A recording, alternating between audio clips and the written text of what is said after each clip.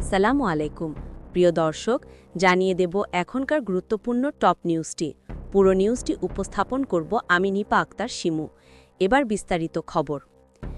রাজধানীর রমনা থানায় দায়ের করা সন্ত্রাসবিরোধী আইনের মামলায় নিজেকে বিদেশি সংস্থার প্রতিনিধি দাবি করা এনায়েত করিম চৌধুরী ওরফে মাসুদ করিমকে ৪৮ ঘণ্টা রিমান্ডে নিয়ে জিজ্ঞাসাবাদের অনুমতি দিয়েছেন আদালত। পুলিশের আবেদনের ভিত্তিতে আজ মঙ্গলবার ঢাকার চিফ মেট্রোপলিটন ম্যাজিস্ট্রেট আদালত এই আদেশ দেন।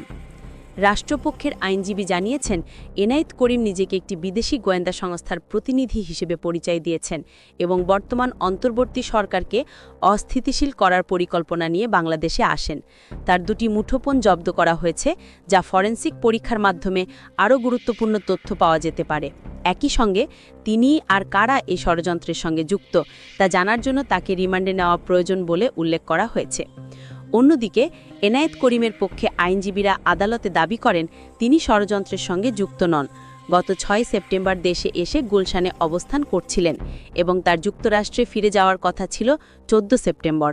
তবে উভয় পক্ষে শুনানি শেষে আদালত তাকে ৪৮ ঘণ্টার রিমান্ডে নেওয়ার অনুমতি দেন। এর আগে শনিবার রাজধানীর মিন্টো রোড এলাকা থেকে তাকে আটক করে পুলিশ। এরপর ৫৪ ধারায় গ্রেফতার দেখানো হয়।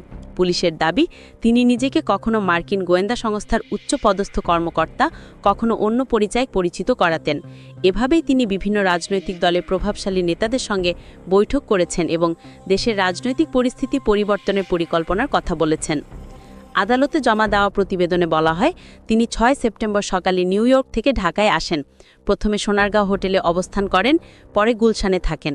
তার নাগরিকত্ব যুক্তরাষ্ট্রের এবং অতীতে একাধিকবার বাংলাদেশে এসে রাজনৈতিক মহলের সঙ্গে গোপন যোগাযোগ করেছেন বলে জানা গেছে। প্রিয় দর্শক, এই ছিল এখনকার গুরুত্বপূর্ণ নিউজ।